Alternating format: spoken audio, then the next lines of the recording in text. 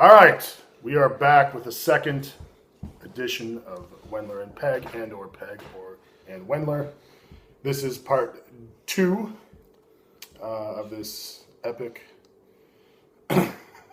series. I hate the word epic. People use epic for everything. My mom said that shit the other day. I'll never use it again. It is now an old age thing.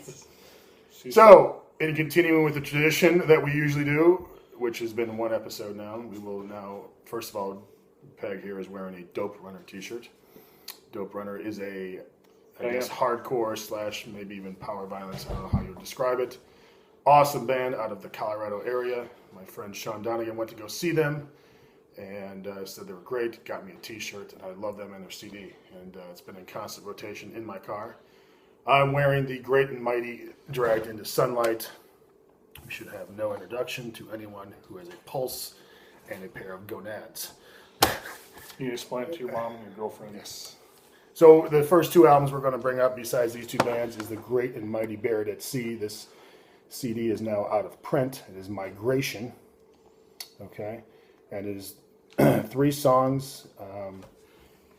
And it is the heaviest album ever made by far.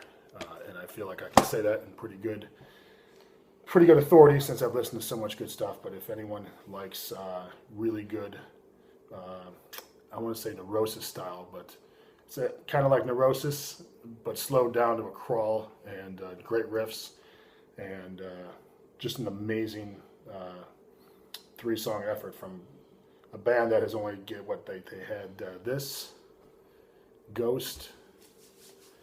They did She Lived for Others. She Died for Us. Whatever. Another EP. I can't remember the name.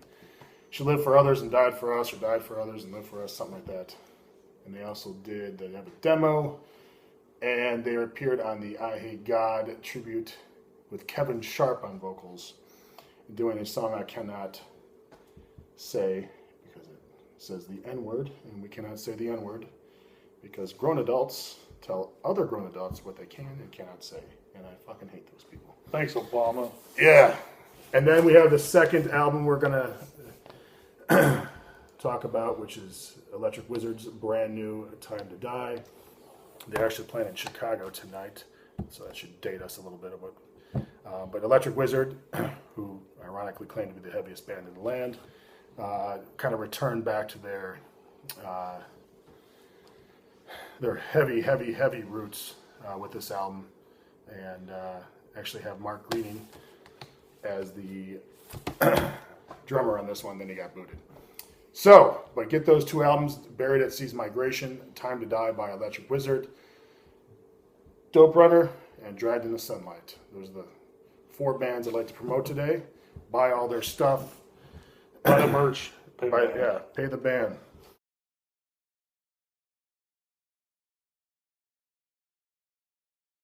Do it. Yeah, single leg work, for whatever reason, has become something of controversy as of late. A lot of people only believe in doing only single leg work.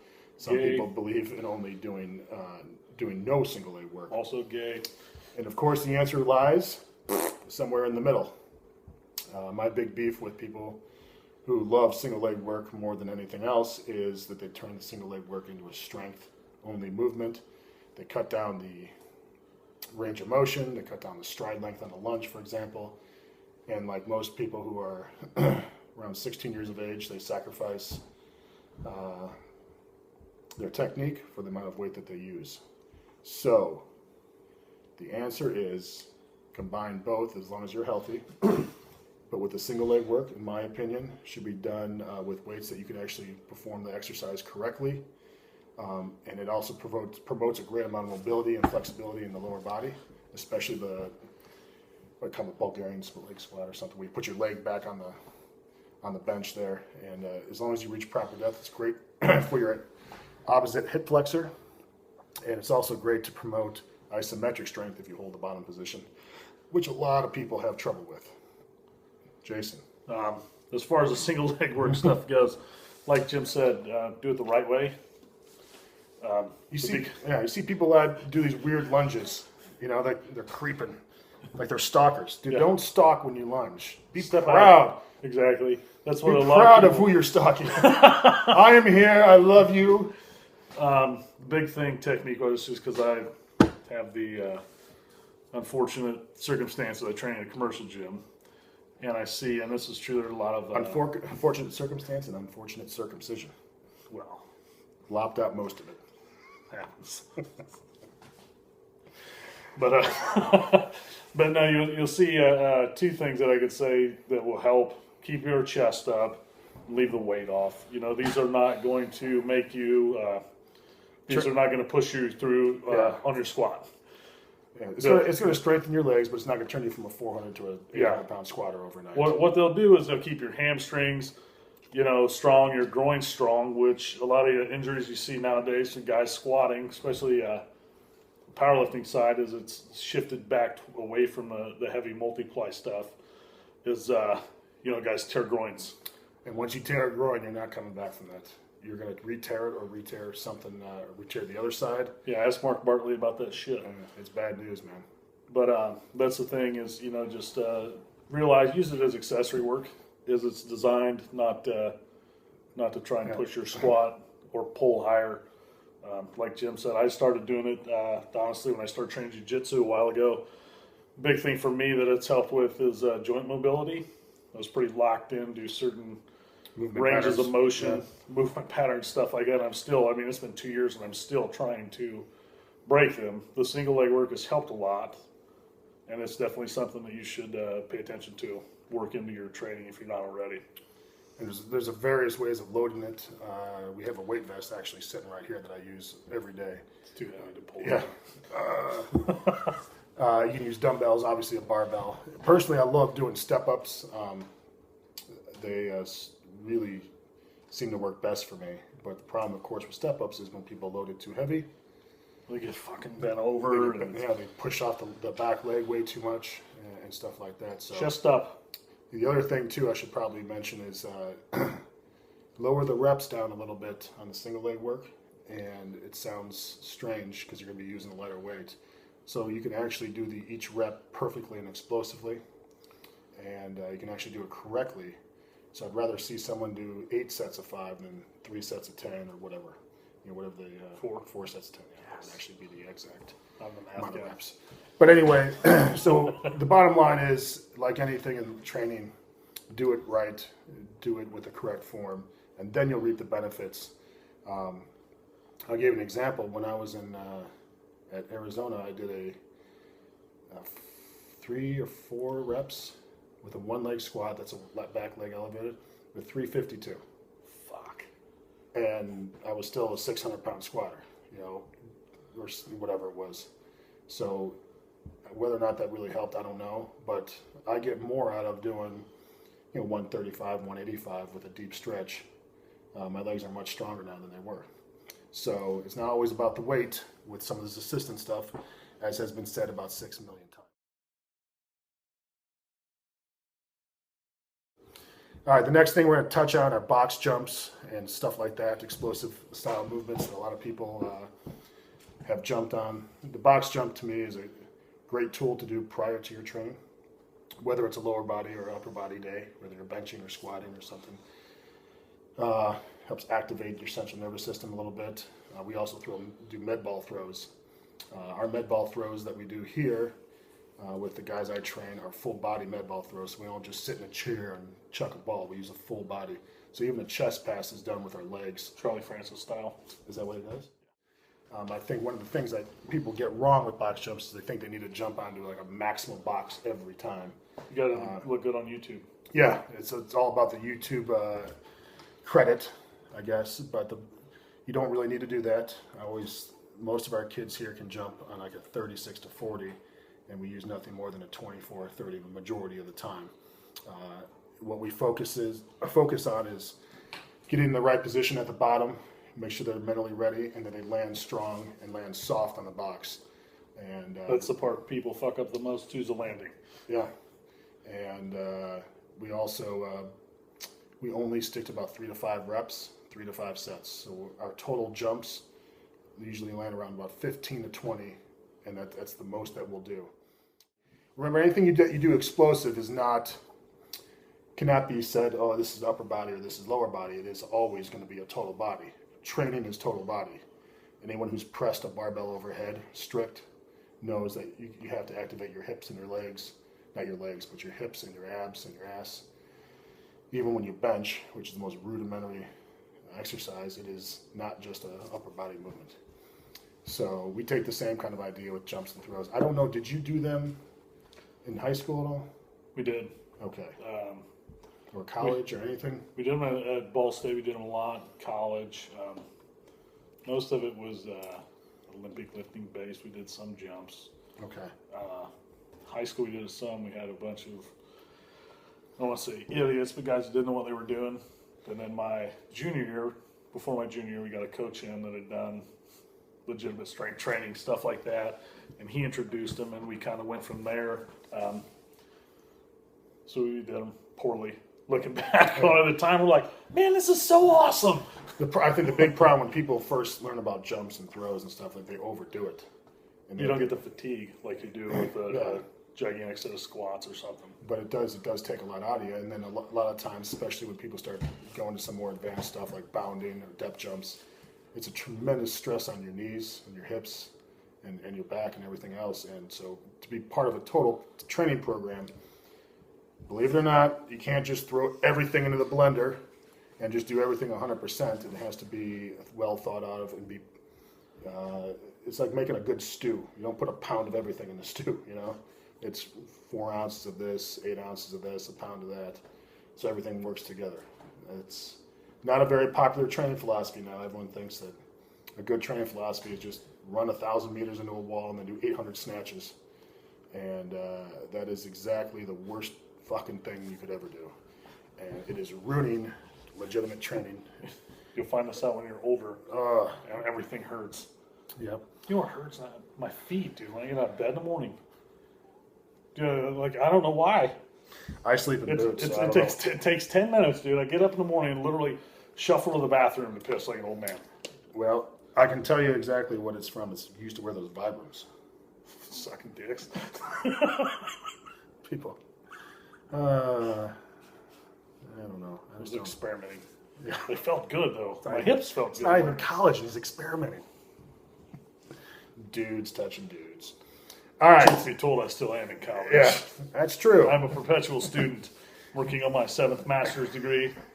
I refuse to go to the doctoral level. I feel it's a sham, strictly to get my money. I'm not dealing with it. But if you're going to do box jumps, stuff like that, throws, do them after your warm-up, but before you lift. That's a general recommendation. Again, no more than 15 or 20 contacts is generally recommended, and do them before each day. You don't have to box jump before your squat day. You don't, just because it's a lower body. You can do anything explosive total body to get you ready. Nervous system is on or off. It's not a legs. Yeah. My hips are good. Yeah. It just drives me nuts when people think you can somehow separate all that stuff. Just in my right bicep, and this is my right bicep. All right, so just be smart about it. If you're not used to jumping, just do box jumps or do standing log jumps, something that's not terribly,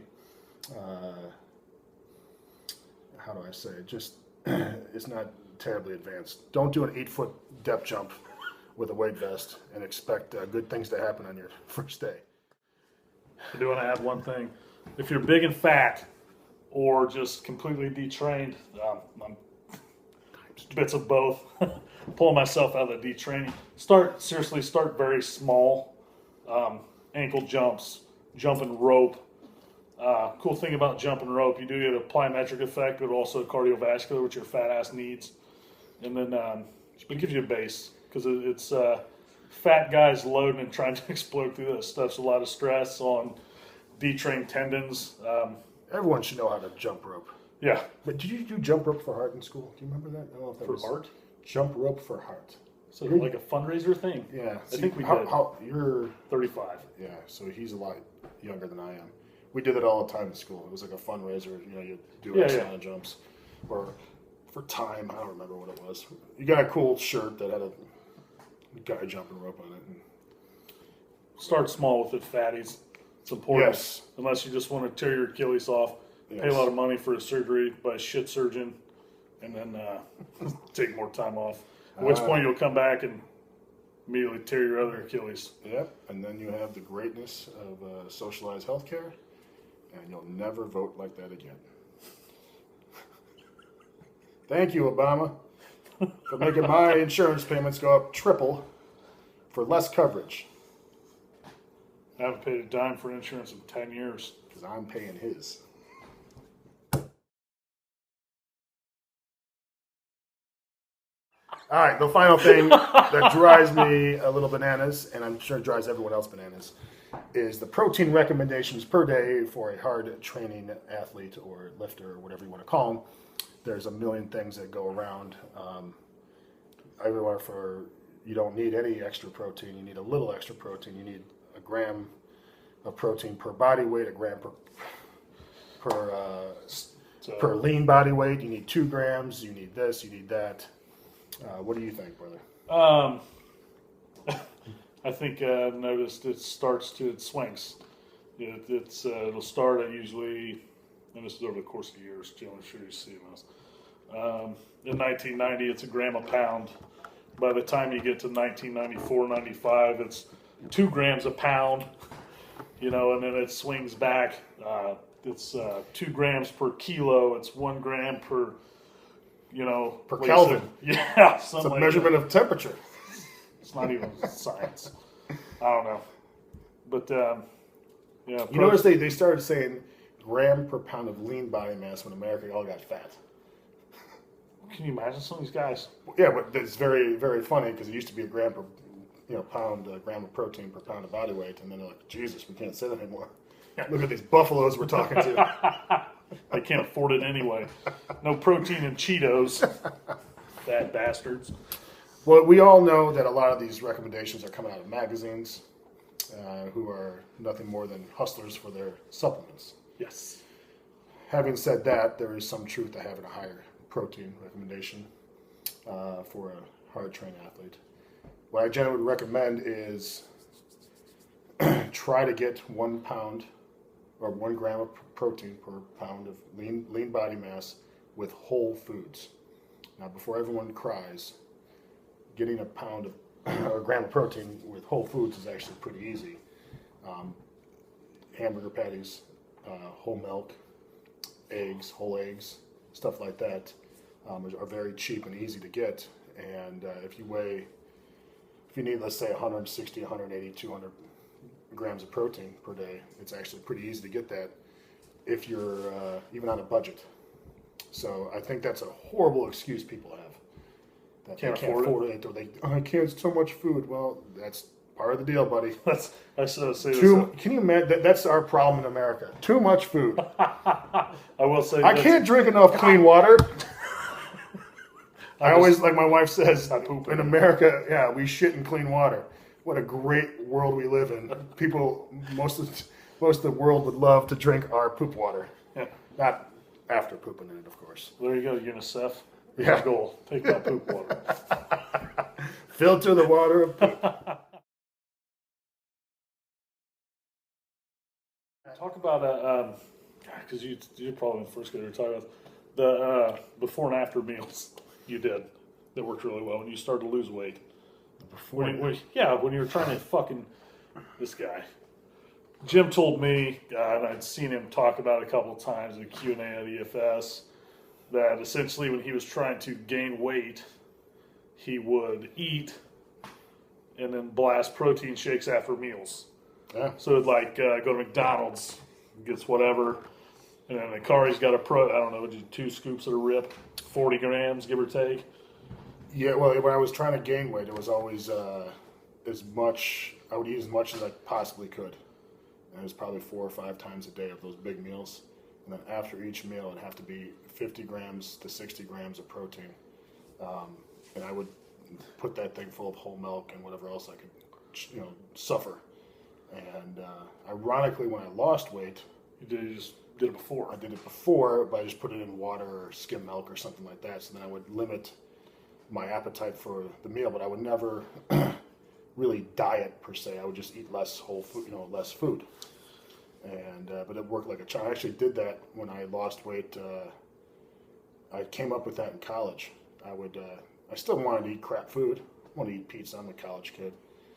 So I would just slam a couple protein drinks. Like it was like Metrics, I think we had. Good ones, or when it turned to shit? I don't know. When you're that young, it doesn't matter. When I first came out, dude, it was like crack. So good. I don't remember. It all tasted fine to me. But I remember because some of the guys in the football team would, right before we would all, pre-party at someone's house, and all these guys Ripping tubes. Yeah, ripping tubes. Oh, but then we'd all slam a bunch of protein drinks, and then go out to the bar. We're so well hydrated. Can't drink tomorrow. Yeah, ripping tubes. Those were good days, man. I'm that guy. Jim makes fun of me all the time, but I've got to weigh it out and measure it. Jim makes fun of me endlessly, but it's one of those things that I have an uncanny ability to just demolish massive amounts of calories at a time. Like go to Chipotle and eat 2 burritos and a Coke and chips. 6-7 plates at a Chinese buffet. I mean, like plates, not just 2 pieces of chicken, large pizza, a bunch of pints of ice cream. I actually had a guy that was doing my nutrition stuff for me at one point. It's like, yo, you need to stop. He's like, you literally just shit away 2 weeks of work. But like for me, I get right at like 310 right in there. Honestly, protein? Yeah. It's not bad. No. It's Except he's getting 800 grams of carbs and 5,000 grams of dude, it's like 500 right now. Carbs are around 500. You hear that, fatties? What's interesting, though, is the more carbs you eat, the less protein you need to eat. Obviously, the less carbs you eat, the more protein you have to eat, and obviously a little bit more fats. Ask Justin Harris for the science, because I don't know. I'm not that good. Carbohydrates are protein sparing. Yes. I believe. So you can drink beer and not eat as much steak. So if you're drinking beers and eating a 16-ounce porterhouse, you're just wasting your money. Yeah. Go to the 8-ounce filet. Tastes better anyway. Oh, God, I love steak. Anyway, okay, so the bottom line is there's a lot of misinformation out there. If you don't know where to start, just start with 1 gram of protein per pound of lean body mass through whole food. You can add in some extra shakes and stuff, but that does not count to your whole food, obviously, numbers. And give it time. Yeah, give it time. Now, if you can't eat that much food, just bring it down to what you're comfortable with and slowly work up over time. But saying that you can't stomach it or can't handle it or can't work up to it in 1, 2, or 3 months is pretty much a sign that you have a vagina. Yes. Gaping. Yeah. We are done finally, and this is going to go up on YouTube soon, so sayonara, motherfuckers. And this is another edition of Pegg and Wendler / Wendler and Pegg, and we'll be back soon for more training knowledge.